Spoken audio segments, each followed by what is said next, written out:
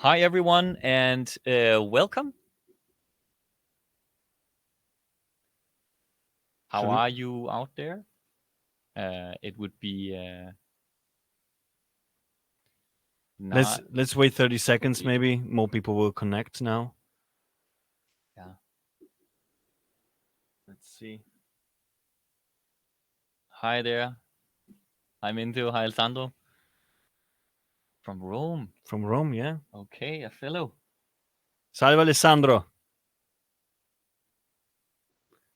Yeah, the response is it's in the chat, so Yeah, of yeah. course, of course. It would be nice if you just checked in Well, in the room here, Alessandro. Then you can have a chat. yeah, it's nice to see a fellow connational here. Where are you from in Italy? Trieste. Trieste, So up north. up north, yeah, northeast. All right, interesting. So let's see who. And we have one from South Africa. Hello, one.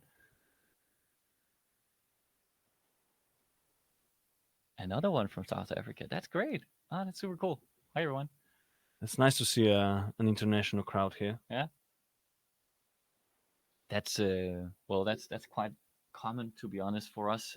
We've really been focusing on finding a good time during the day to be able to basically cover both U.S. and Europe, Yeah. and so hopefully afternoon here in Europe would also get the ability to have some attending from the states basically. So that's good to see. All right. So So we're slowly getting here. Um, should we wait another 30 seconds maybe? yeah, Or should yeah. we start? Maybe we could ask like any expectations from you out there while we are waiting. We're gonna talk about digital tools today Yes. within temperature compliance, and How we can it's use them to eliminate risk when it comes to temperature compliance, right? yeah. And then we're gonna show a couple of tools, Yeah, exactly. the ones we have. Oh, and it's hi from the states. It's Mintu. It's 9:30 here. Good morning. Well, nothing better to start with a nice webinar and a cup of coffee, right? Oh, yeah. Hopefully, we can give you a bit of insights. And also, vice versa. We are always very interested in hearing your comments and good suggestions and ideas, particularly for elaborating during the Q&A session in the end. Yeah, exactly. Let's just give it a minute more. Where are you located in the states, Mintu? Maybe it goes out there. 9:30, and that's definitely on the East East Coast. Coast, Yeah. wasn't it?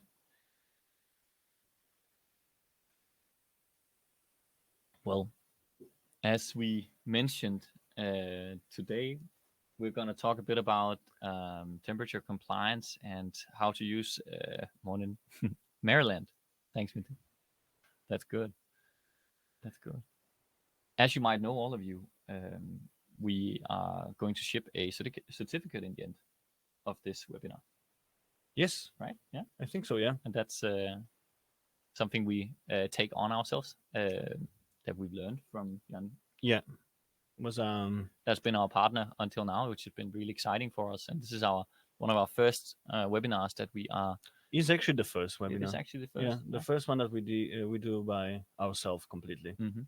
So normally Jan would be here to host with us, Yeah. and yeah, we want to give a great shout out to him for being part of this team for a long time, almost 1.5 years.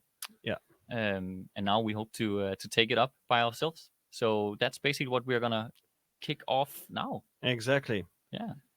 So I'm So sharing my screen right now, and can you please just verify that you see my screen out there? And this is a general comment I would say. mhm. If I don't know, the sound is not there suddenly, or you're looking at a wrong screen or anything, please just keep us posted in the chat, because things can happen with all this tech stuff that we have in front of us. Yeah, you might not be able to see it, but there's lights and screens and mics and mixers and everything. So I might be able to mess up some of all these cables. But thanks. That's very nice to get you guys to see that Great. at least. All right, thanks. Today, Alice, you have basically invited me to be part of this webinar, which is about how to eliminate risks in your temperature compliance process using digital tools. Thank you. This is somehow true. Yes. So, well, first of all, thank you for being part of the webinar, Adam. And just a little background regarding us. So, my name is Aleš. I'm from Trieste in Italy, and I'm a senior consultant here at UPRI. I've been working here for a bit over 3 years right now, starting from as a student, actually. I was working here like while studying, and now full time for a while. And we have an awesome team that is actually helping us in answering all your questions. So we have Anya, our quality manager. We have Chelsea and Philip, also part of my team of consultants that will assist you with any kind of questions that you might have. And yeah, we have also Adam, our founder, but maybe you can introduce yourself better. Thanks, Alex. Yeah, so I've been in the business for a while. I think 12 years ago, I studied at the Technical University of Denmark, and I worked with UNICEF and other organizations in Africa to basically organize a distribution chain of medicine somehow. And we realized a lot of things during this trip, doing these trips basically, that resulted in a lot of products that we developed for this specific occasion, and realized that generally we had a lot to do in pharma distribution, drug delivery, and production of pharmaceuticals also. So during the years, I've been working with pharma companies all over the world, and yeah, that was a smooth transition.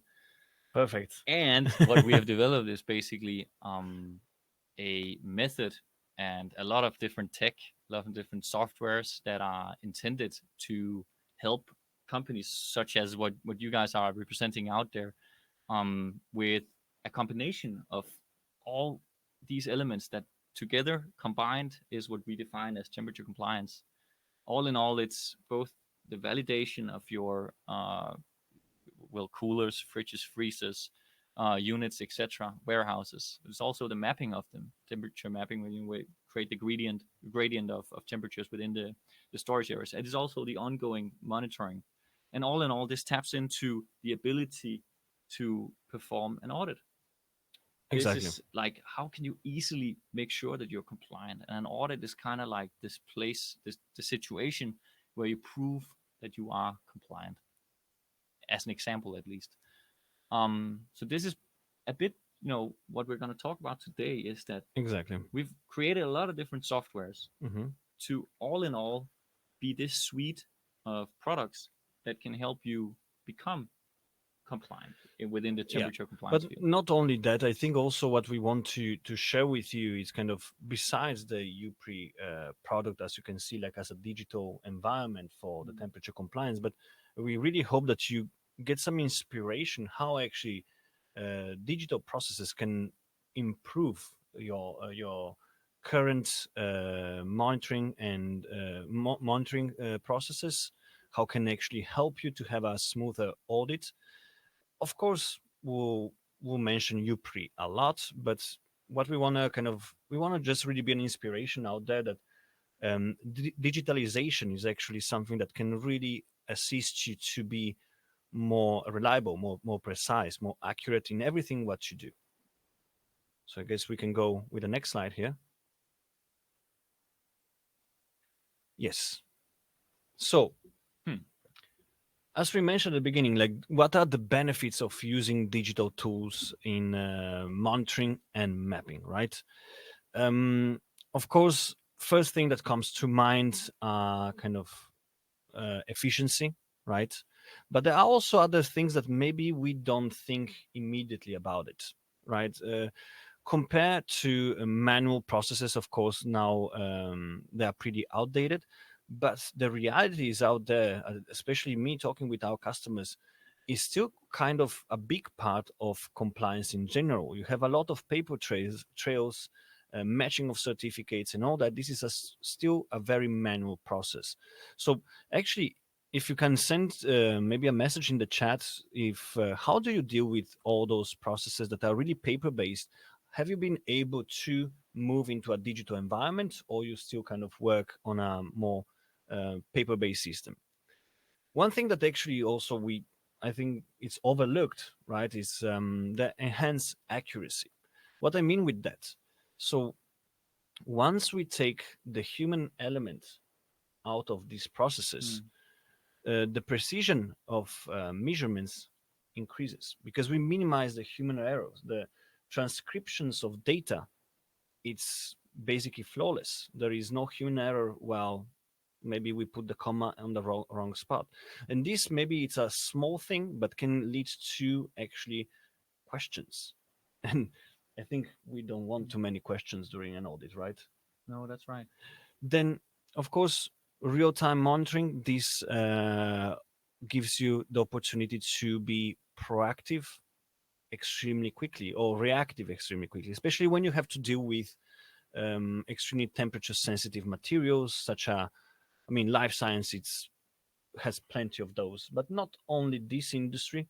We see more and more different industries that actually have high requirements when it comes to alerts and have timely actions on that. We have the automation. The automation is actually this seamless process between um, paper trails, measurements, calibration, and all that. How we can actually see all of that in one single environment without kind of searching for old paper records inside a dusty box in the back of the corner of your office. And this also gives a different um, impact to a professional aspect when you get audited, right? And this means all the compliance super easy, much easier to actually present. Of course, more data you have and all that, more also your temperature controlled units become predictive. And as we spoke about predictive maintenance, this is somehow new but really hot topic, where we are almost able to predict when something will get wrong because you might see small disruption in the measurements. So you can, if you have a pattern out of that, you've been able to actually see this actually temperature unit most likely needs some urgent maintenance in the next days. Mm. Yes. I think one of the most like radical things on this page is basically the drawing, right? Because Mm-hmm. the I think the assumption here that we need to discuss in this room right now with all of you guys is that we look at this. Let's say it's a refrigerator that you have in your lab or in the warehouse, but we look at it as the full life cycle of it. Mm-hmm. It's both monitoring, it's the calibration that happens once a year typically, it's the validation that happened initially, or hopefully at least the user requirements spec work that was done even before, Mm-hmm. and then the revalidation and the audits that's ongoing basically. And something that we at least typically discuss as a prerequisite is that we kind of look at this as one device that has a lifetime. And in each of these elements, you would probably see, multiple different people actually assisting in, Yes. in helping, because it's the validation engineers from one department who does the validation and the URS part. It's the actual facility staff who does the ongoing monitoring and make sure that things are working right. Mm-hmm. And then a calibration provider comes in who can either be an internal stakeholder or an external, and you either ship away your equipment or you get them on site to do the calibration. And then in the end, you have an audit, which is on site. It's could be a video based audit, maybe even, but regardless, they need some information. They need some paper to be faxed over. We've seen that emailed, and you probably have stories about all this. The fact is just that there's a lot of people involved in this process. Exactly. So it might not be, the things that you mentioned over there, Alex, is that it it's a variety basically of stakeholders that needs to be part of this journey. And that may be something we need. When you start diving into that, it's just a lot of tasks, it's a lot of workarounds, it's a lot of things, and that's why we look at it Yeah. differently. And also one thing, maybe the first thing that comes to mind is kind of the time saving here, but it's not just time saving, it's also increased transparency in that and accountability between departments, that the processes are kept as they should, which is something that is extremely important in industries that are heavily regulated as life science in general. So it's not just time, but it's also transparency in itself. I think you have to click there. There you go. Yes. All right, and just to give you a bit of inspiration, so in UPRI, again coming back to we try to break down these silos. Instead of having like 4 different silos, we opt for making one of you out there able to actually perform all of this by the assistance of some smart tech software solutions. So basically, we're just going to skip through a couple of slides now that demonstrates at least how these digital tools could look. So first of all, you'd need some ongoing monitoring. I saw, Minto, you mentioned that you Lucky Point digital monitoring system. So basically, Lucky Point, they look sort of like this. This is UPRI's ongoing monitoring. And there's also people using, Lisel, you use a paper-based at our side, and you obviously want to opt for a more automatic system. What we're going to talk about today is kind of like it's more than just this, because when we go through ongoing monitoring, there I can mention a list of 50 different companies that you should go out and then have a look at, that does ongoing monitoring. But what we want to emphasize is also the ability to just look a bit further than that, because you kind of need to encompass all these different elements of the life cycle of this particular fridge. And that's what we're going to show you, the different kind of tools that you actually need to get in place, basically, as part of your journey in the company. Ongoing monitoring could look like this. This is simple. It's UPRI. It's temperature monitoring. You have a graph. You have alarms. You have logbook. You have access to changing all these levels, and you have access to actually implementing, deviation management in here already. So you can connect it when there's an alarm. I connect it with what was actually happening. And here you're already skipping a very manual process if you have kind of a paper-based system, right? Like the deviation management, that you have the luxury to do this within a digital tool. It's quite a bit of time saved. Yeah, a good point actually, because you can typically, when we talk about it, it's some has paper based, but most likely you also have, USB data loggers, which kind of is a semi version. But many of you might also just have a wired monitoring system, or even a wireless monitoring system, and that's all great, because you can easily actually make a process around it. Particularly with the monitoring systems that is not real time, you will have some issues with that is connected to whenever there's an alarm. You have to backtrack what actually happened and how can we manage this deviation, and do we need to escalate it to a non-conformity. That work is incredibly much harder, because you need to kind of like look back in time and then decide what actually happened. And sometimes it was because somebody was working at the lab or the warehouse or whatever. They opened the door and they forgot to tell anybody about it, and they forgot to close it again. How much time was it actually, and all this kind of like rational work that is done behind it. When having a system like this that is very easy to implement, we ship you some data loggers, and then you install it, and then you're actually up running with a validated system. Then you miss just a lot of these paper-based processes, and you are. Thank you very much, Alice. And this is just how it shows when you click this alarm and you want to type in, we had a critical high alarm. It was achieved by yada yada yada.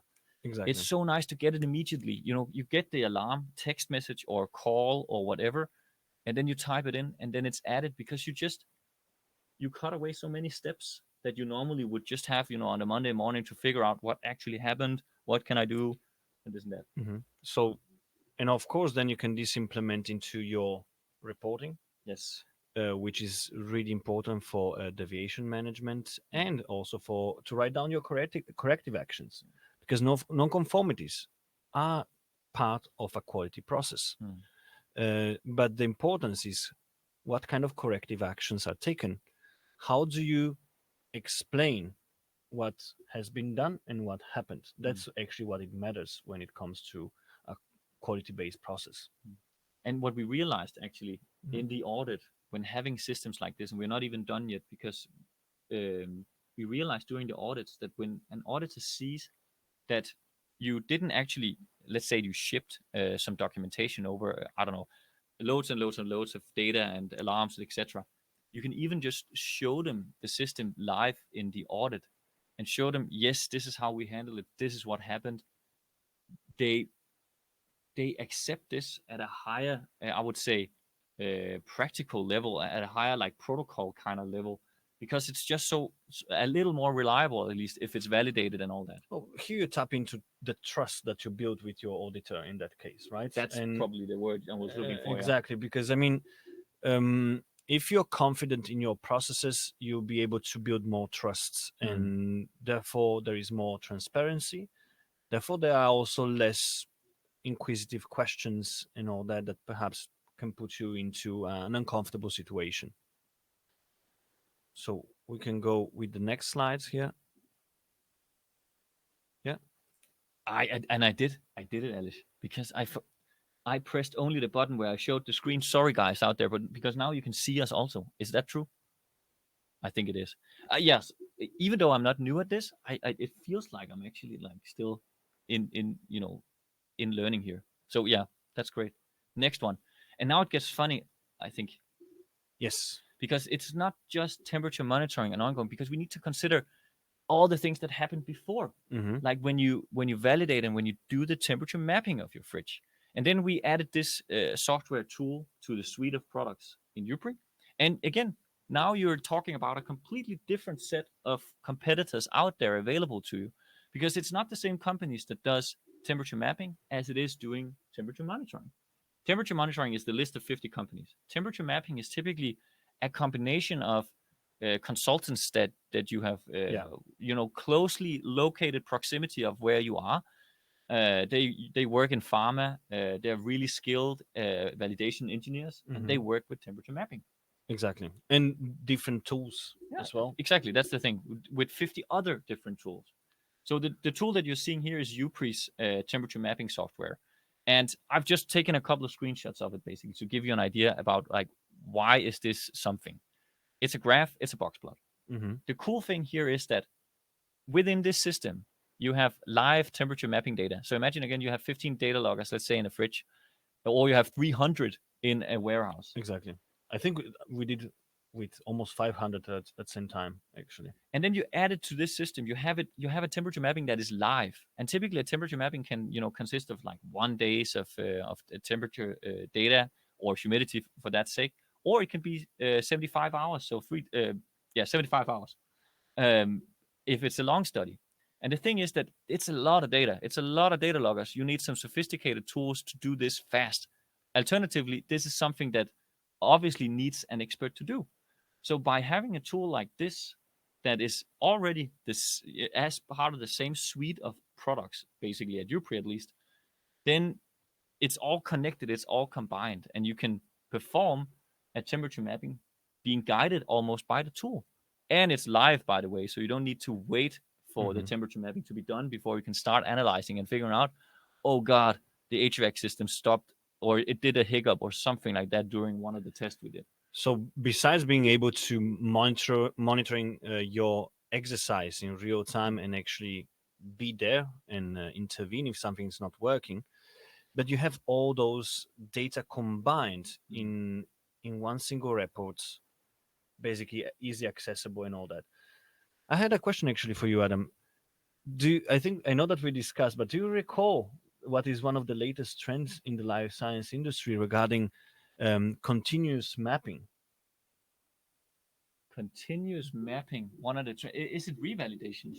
No, actually, there was recently a couple of cases that we've been asked to implement or experiment with continuous mapping, where we perform a whole mapping. No, yeah, that's right. And then you keep the specific amount of measuring points in the critical areas, and then you keep on continuous mapping throughout year or two.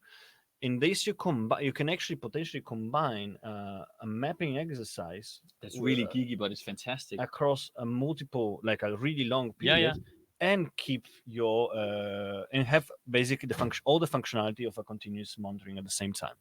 Got it. and that's something that's it came out like really recently. Actually, I didn't heard about it a No, year but ago. it does make it makes perfectly good sense, particularly when you have like these installations or these storage conditions where you really need to be sure about how is this developing over time. And because equipment, I assume it's also because tech like this equipment gets cheaper, Mm-hmm. it's actually possible to do it, because back in the days, the temperature mapping, it was like it was a massively complex thing, because the tech you had, you had these hundreds of USB data loggers that you had to put up and take down and all this. Today, it's completely wireless. It's completely automated, Yeah. and it does make it possible to do ongoing mappings. And then you can decide to do a simplified mapping, I assume, also, where you basically say, we saw these like 11 hot cold spots in this warehouse or something like that. We'll focus our effort in these areas. That's interesting. Yeah. Good example. I think we have a question from Mintu. Mhm. So, what is the Yes. label for the x-axis in the box on the box plot? Yeah, that's a really good. So basically, the x-axis is all the data loggers. So in this particular case, it's showing that on the right side, the picture you have on the right side, where you show the graphs that represent each of the data loggers, so their named position, which is basically just a naming convention that was used in this particular case, because you can name them whatever, Yeah. which is convenient actually. In the box plot, though, we are showing a box plot for each of the data loggers over this period of time of the data, and then the box plot obviously allow you to spot the most important ones, because it's not always the most important. Another thing in this view, into, is that you have tons of different analytical things that you can add into to this, and typically you would look at what is the average high, or what was the highest temperature Mhm. recorded. But the highest temperature recorded might not actually be the biggest problem. It might be the one that has the Biggest fluctuations. biggest fluctuations, or the one that is Yeah. stably very high, compared to one that is just close to the door and was very high because somebody opened the door for 2 minutes and then was low again. Exactly. And this is what we'll show from the box plot. So wider is the box, basically. Yeah. Greater is the fluctuations. Exactly. Just And pretty. and this is always so basically our validation engineers, they obviously use this tool by themselves. Mhm. And whenever we send out a kit, so the typical way we would do it is that we send out a kit for a customer. They can either rent or buy or something like that, and then we would assist them in setting up and using, like following a protocol, etc. But also assist them in understanding the data, because obviously we're looking at this kind of data every day. So it's just easy for you to be the hands to do it, but us to be the experts. That could be a relevant thing. Time for the next slide. Thank you, Mintu. There you go. All right. So now that was the two first: ongoing monitoring, and then Temperature mapping. and now an interesting new thing that came out of UPRI is that, because we realized this on our own body, basically, Mm-hmm. we were out there performing thermal validations and temperature mappings, and All the time. all the time, right? And we saw our validations engineers; they were kind of like, "Yeah, so we have this. We're flying around the US all the time, and it seems like there is a constant issue with the protocol work, Mm-hmm. because we are doing the exact same validation over and over and over, and yet we every time we are copying and pasting and creating a new protocol and altering it and modifying it. We're like, that's part of that entire cycle. Let's make Yeah. a validation protocol tool. Basically, a digital library. Yes, where this is the protocol we are going to follow. Mm-hmm. This is the tests that we are going to do. And have we been through all these different steps? How did we, what was the output? What is the input? What is the comment? Yeah.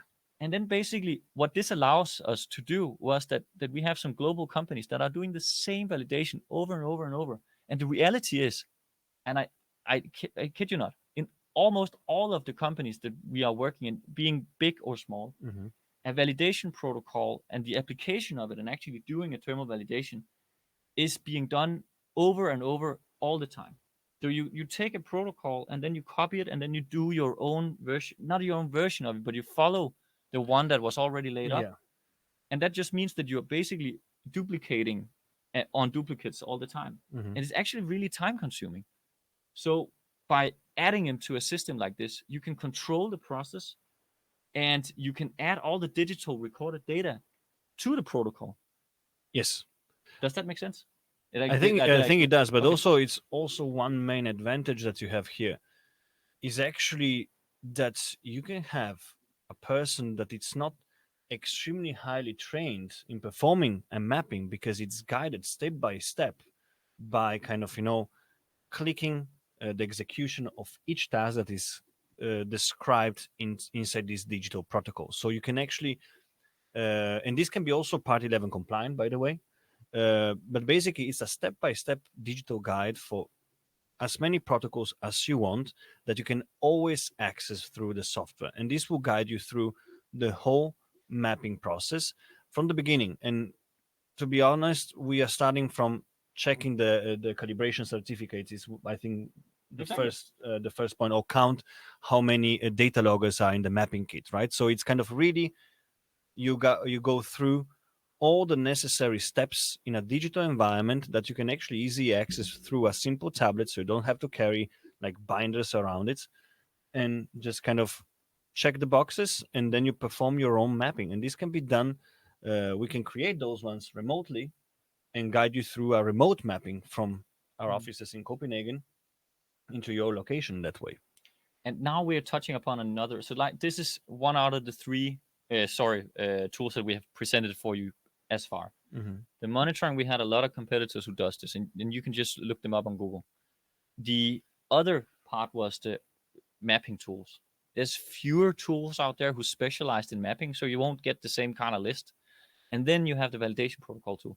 This is basically something that is very unique for temperature compliance. It's You would typically see this in your own what kind of like quality management systems that you have access to some kind of protocol tools. Maybe you don't. Maybe it's protocols is something that is kept purely paper based, which is again from my point of view something that's just how it is today.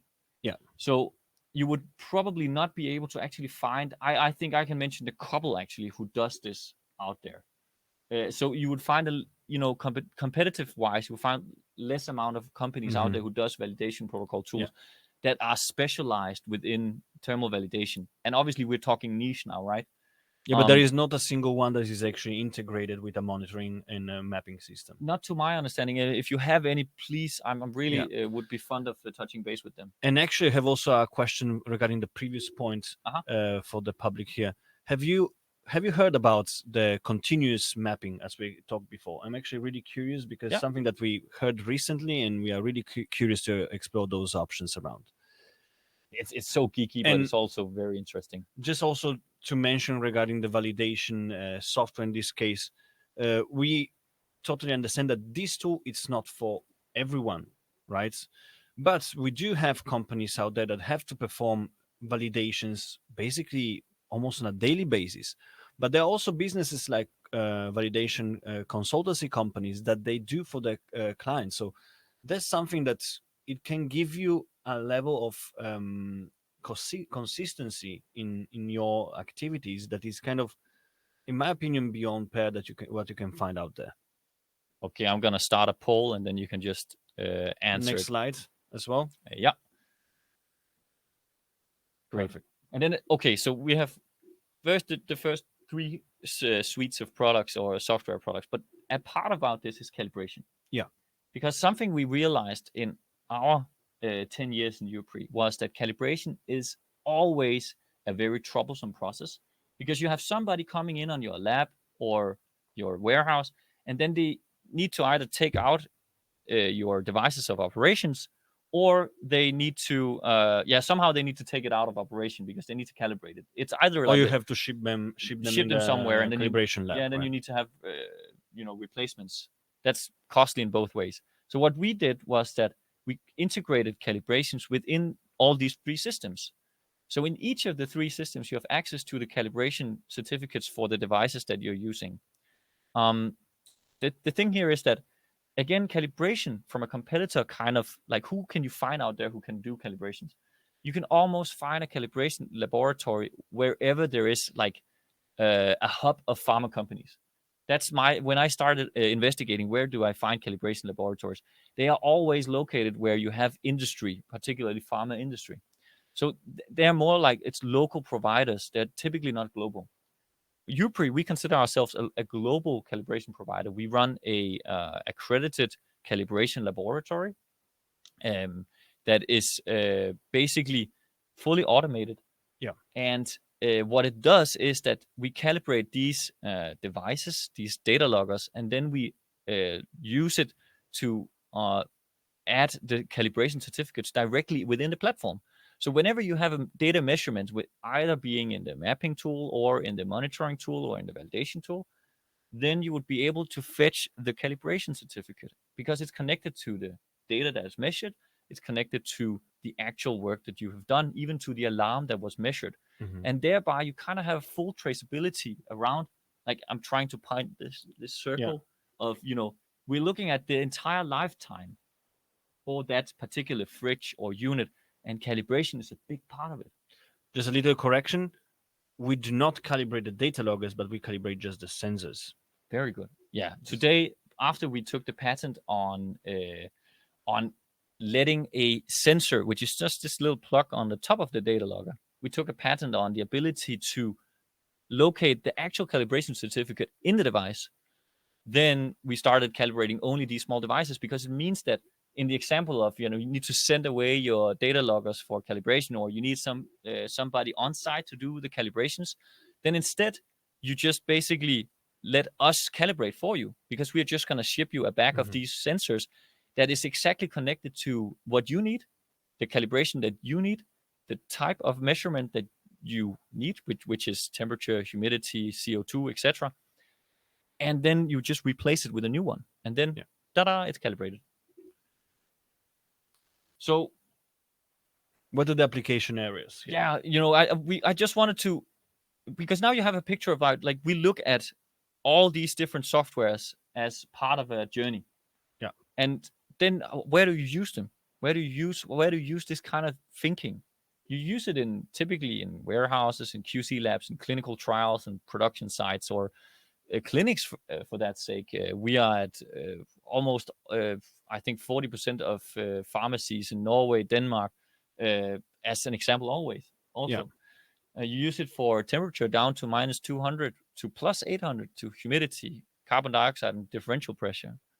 And it's connected by some data loggers, some hardware, and all these software applications that we talked about today, some quality reporting tools, and then this automated calibration tool. And all in all, it helps us, bind this circle together. What we're trying to say is that we do see temperature compliance or environmental compliance as something that should go into a circle, in an umbrella that we can cover. We try to cover everything, but that's because it is an improvement from the siloed processes that we had before. Yeah, and I don't want to basically point a picture that from this webinar, what the takeaway from you should be basically is that you can actually do this with solutions around. Yeah. The big takeaway here is that consider this as a full cycle, because it will make your life easier. Mm-hmm. Because all the problems that you stumble upon down the drain is most likely created by some processes that is just not well aligned.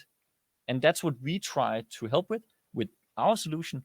But I actually do think that you might be able, with very hard work, to connect the dots, basically. Yeah. But it really, it relies upon the ability to take ownership of it. And that's the hard part, because that's typically divided out in many different places in the company. Yeah. Right?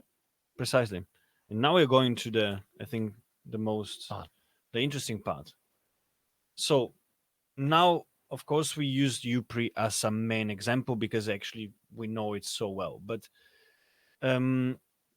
what are actually also the general pitfalls when you talk about manual process, and what is the actual risk involved if we keep right now everything paper-based, everything manual? And we all know that actually quality requirements are not getting looser. Actually, they're getting more and more tighter and stringent in this case. So For monitoring, as we mentioned and we touched before, it's kind of a frequent equipment downtime and higher data recovery expenses. Imagine just how much time do you spend in um, rewriting the data, or Mm. filling up an Excel sheet, etc. There's a lot of time that is spent doing those activities that can this time can be spent in a different, more productive way. Um, from the mapping, we have many systems, especially if you use basically USB data logger. There is there you have actually you need to use an enormous amount of data logger to ensure a certain redundancy, and this will actually assure you that you go in a more efficient way as possible. But it means that also you need to use twice the amount of the data loggers compared to a wireless solution in this case. And this will, let's say that you use the same amount and two data loggers does not work, you have actually some pretty massive delays. Um, in the validation, as we mentioned, if you're able to digitalize or standardize, we're talking about standardizing this process. Here we are actually able to replicate the same exercise over and over again without any doubts. Mm. And if you have to modify one thing, you can modify on a larger scale. And this will kind of create a validation master plan that is kind of with a wide enough scope, not too narrow. Also, there is always a fine balance if we want to go really narrow or wider scope. But also, it will allow you to train your staff in the most efficient way as possible. Mhm. Because we know everyone has different working habits or different working styles. But if you standardize a process, there is one way to do it, one way to learn how to perform a certain exercise. Then this is I think everyone that has a more manual process knows how actually complicated non-compliance or non-conformities are to handle. I remember in my previous company, I was working in the metal industry. I was working in the department. We've been doing non-destructive tests and all that, and every single non-conformity was typed manually in a Word file, Mm. stored into folders Mm. that were stored locally, and just kind of when we've been audited and all etc, and you had to match it's kind of similar there. At that time we had to match kind of the specific serial number of the metal unit or the valve in this case with the non-conformity. And if you don't have a structured process in that, and you don't have a standardized way of in accessing those data, it took forever. Trust me, it was a nightmare. And Do you have any examples of this out there? Because I'm eager to learn that at least. Could be are you interesting. asking me or the No, public? it's also the rest of you guys out there. I just want to bring you in because we hear obviously examples like this all day long, and that's Yeah, something that you carry with you. That the pitfalls of these manual processes is we actually start to tie them up as business cases yeah, because it's sometimes it's sometimes what limit these your companies in actual growing your departments is that there's so much risk in the manual processes that it's just hard to scale you as a person because you are handling all these manual processes. yeah, So can we get them away from you somehow by digitizing some of the process and making it smart?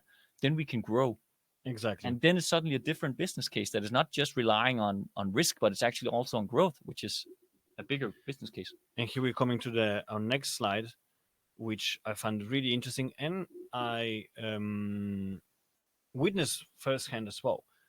Change is extremely difficult. Mm.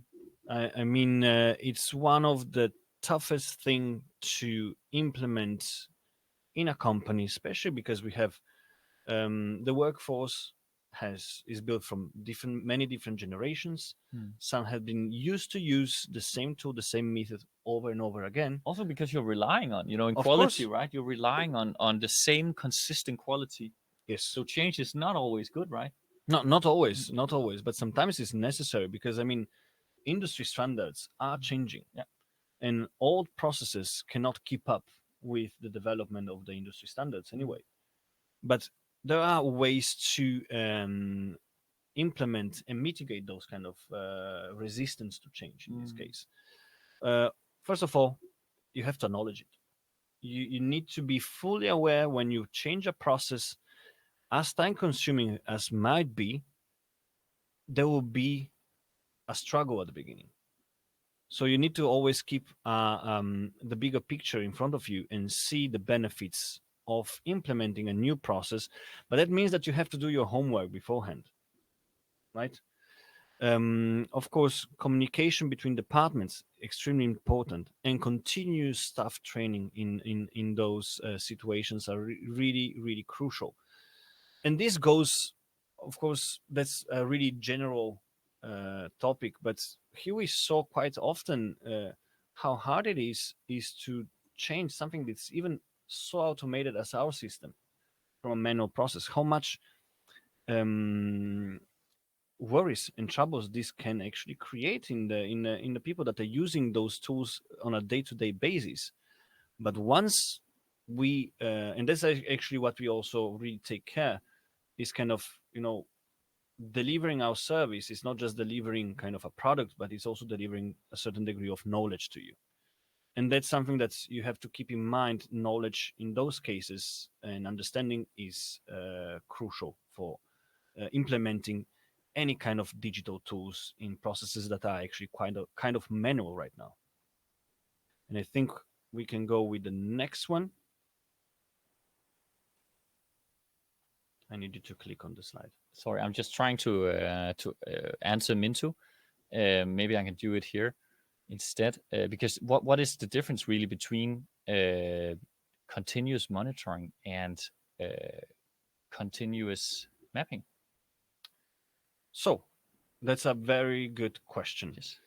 And honestly, I'm not 100% sure because I don't know exactly how that's working. But far as I know, the continuous monitoring is more focused on keeping the goods safe, getting the right notification at the right time, while continuous mapping does potentially exactly the same, but has a wider scope integrated in this process, which is actually performance testing continuously your unit. Can be a warehouse, can be a fridge, and all that. So one, it's more product driven, I will say, while the other one, it is also, of course, focused on the product that is stored in the unit, but it's also unit driven in sense that you are actually actively monitoring the storage unit itself. Yeah, typically a monitoring is also like it's derived from the validation and the mapping, because you find the cold and hot spot, and then you decide to where basically the result and the conclusion of a mapping is where to place the temperature data loggers for continuous monitoring. And a mapping is just consisting of a lot more tests during that is allows you to do a better diagnosis of the situation within this chamber. So I would say that it's the experiment that you perform is within mapping and validation, whereas monitoring is somewhat just making sure that the experiment you performed back then is still holding. And if it's not anymore, if it's drifting, if something changes, then you need to perform a new experiment to set a new status quo and a new benchmark for the readings that you perform in monitoring. But now also thinking kind of the potential of continuous mapping, it will be also to minimize the amount of measuring points that you have in your temperature control unit, kind of really making that process of continuous monitoring as efficient as possible. Because usually, my experience, we have kind of a standardized idea of how many data loggers per square meter or square cubic meter, etc. But if you're able to argue that you're continuously mapping the whole unit or the whole warehouse in the critical points that have been kind of identified via mapping, then you can make an argument why you need just, let's say, 10 measuring points instead of 20. So also because you might have some seasonality that is not just connected to winter and summer, which is the typical seasonality points throughout the world, basically. Yeah. But you might have some other kinds of seasonality. Yes, Alish. You can click. Okay, perfect. And I mean, we wanted also to finish just with some simple steps that you can actually take to implement some digital tools in general, not necessarily all of them that we mentioned. What we mentioned was mostly just to give you an inspiration, an idea what can be done. But those kind of our key findings here is actually what can be done also really practically in small steps, right? Yeah. So embracing wireless is one of the key steps here because it will greatly reduce your costs. You have different benefits that comes from not being tied to a specific location, but you can actually move those devices around. You can actually ensure data reliability, and this we are coming back to the one of the first topic of the webinar. We really reduce the human error here. We eliminate almost completely in this case, Yeah. but also we have an extremely robust databases, data collection that can be utilized in many different ways. And here's the sky is the limit, but we have experiences where we tapped into the predictive maintenance thanks to the data that has been collected. Um, what you can another thing that you do before actually implementing any digital tools, again, do your homework, look what is out there, because not one size fits all in Mm. general, right? There are tools that maybe are right for you and you specifically, not for anyone else. So choose also the supplier that is knowledgeable in that specific field Mm. or industry. Yeah. That's I want to just take something away on the embrace wireless because Mhm. we know that embracing wireless can be actually a problem, particularly in some countries. Actually, we see a higher degree of the avoiding embracing wireless technologies. So we completely understand that. Our CEO has actually written a very good article that we'll pass around after, maybe if it has Yeah. interest, about what is the quite objective in my mind, even though obviously we want to embrace it because we really believe it for certain situations. Wireless is so good compared to wired, or even compared to either like USB digital. Um, so wireless technologies develop so much, and for Yeah. certain kind of installations, we really need to build it in many organizations, basically, and maybe only in certain situations. But this paper he has written is very good at summing that Yeah, up. I think we also sharing a checklist of what can be done to Okay, I'll improve remember your that. digital processes. Yeah. But last and not least, in this on this point is kind of when you go for a digital solution, focus on the scalability and redundancy. So opt for systems that are expandable and they're not expandable on a greater cost. Some tools out there can put you, you can just easily add 1 200 more devices, but then you cannot add one more user. So you have Mm. many aspects on what scalability means. Is not kind of just the addition of positions, location, or tools, but it's also how many users can I That's use. really good, actually. Yeah, because you need scalability is so important. Yeah, Yeah. and redundancy. What I mean with that, again, the system, the wireless system or the digital system needs to be uh, built in fail safe. What means if you go with a wireless solution, does have an internal memory, does have an option that you receive notification or alarms when there is a power shortcuts or etc. So there are many things to consider. These are actually things that we kind of figured out that are the most important. But we have also a part two, or we are ending the webinar. No, yeah, that's a good question. Actually, we have 7 minutes yet, so yeah, I think we let's have just one last slide yeah, with exactly. that one. Exactly. Perfect. So, and here again, awareness building. So, in here is actually awareness building goes really hand in hand with a collaborative approach. Especially, we are experts in temperature compliance, but as you explain together, and you also probably even more aware than we are, there are so many different departments involved in temperature compliance. Mm. So, awareness and a collaborative approach here it will ensure that you get the best solution for your own needs. So you need to share this information. You need to be able to have this cross-department relationship in order to be successful and efficient and find a solution that fits exactly your needs. When you go through a digital transformation, take your time in developing a detailed plan how you want to implement. And you might even have some assistance for it in the company, obviously depending on the size of the company you represent, right? Exactly. Because today, most likely, somewhere in your organization, there's somebody talking about AI and digital transformation on Industry 4.0. They might be the right people to consult, because Yeah. this area, looking on temperature compliance as a whole, as a cross functional element in the company, it requires some transformation planning. Yes. Um, that could be, you could potentially find them within your own company. Yeah. And last, even that if you implement the latest technology, Mm. regular evaluation and updating. Of course, you have this in your SOPs and all that. Do not rely also on your internal processes. Always kind of reevaluate what you're doing, find better ways, kind of stay curious and kind of check and recheck your kind of internal processes and what has to be done to keep your processes optimized. So Nice.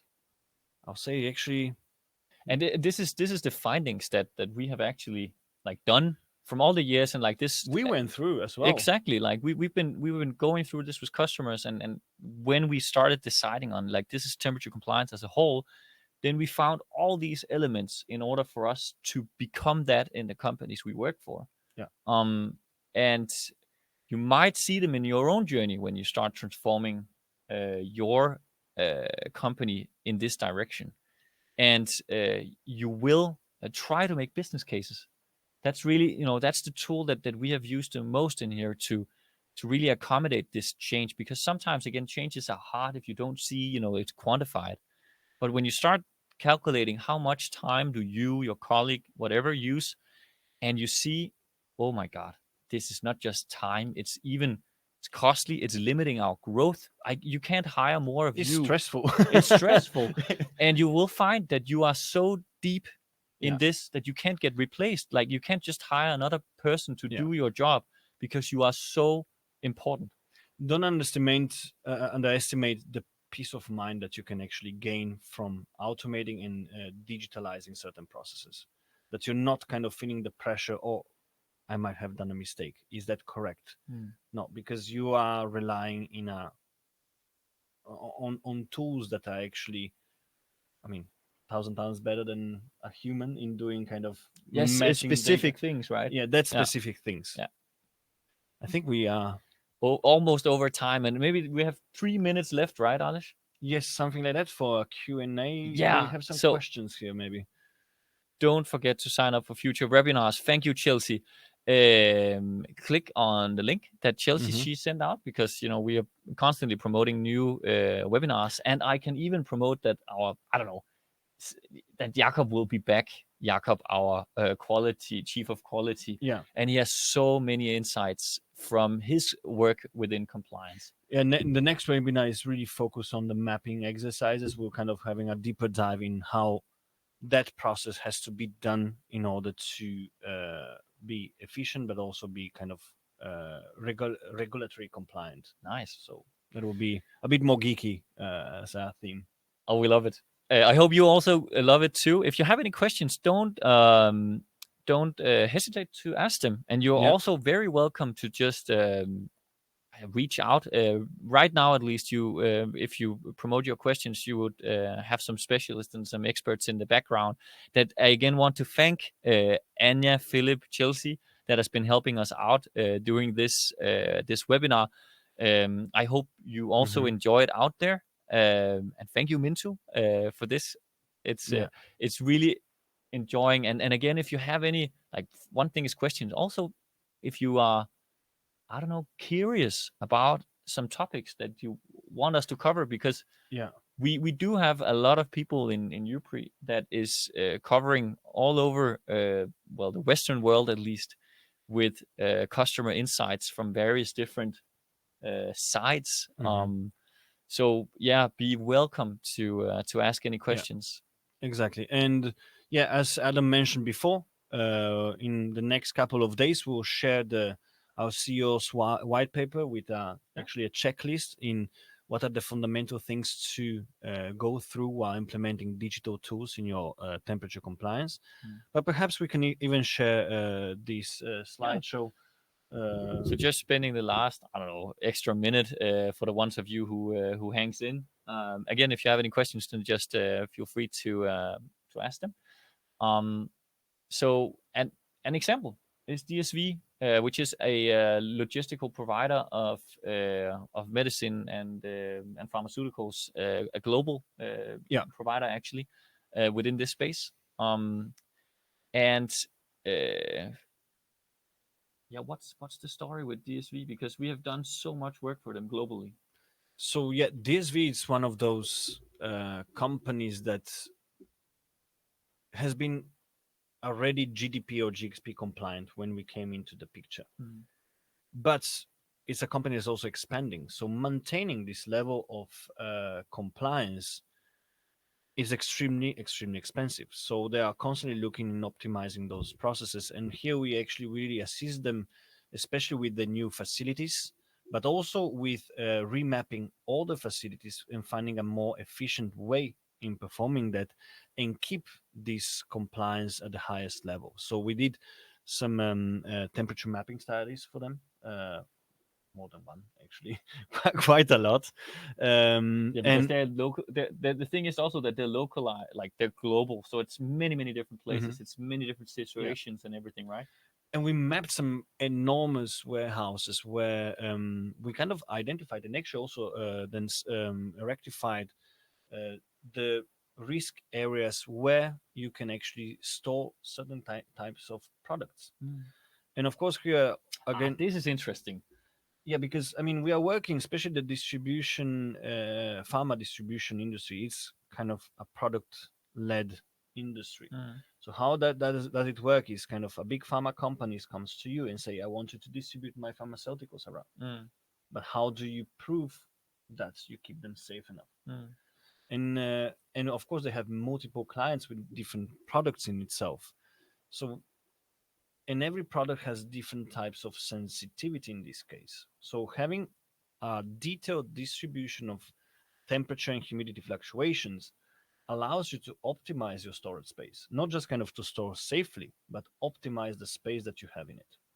So that's the knowledge that's basically came out of the quality team being out there and doing this study, the Mm-hmm. reflections also, and then applying a risk based approach Yes. that you were able to say in these areas they're good for this, in Yes. those areas they're good for that.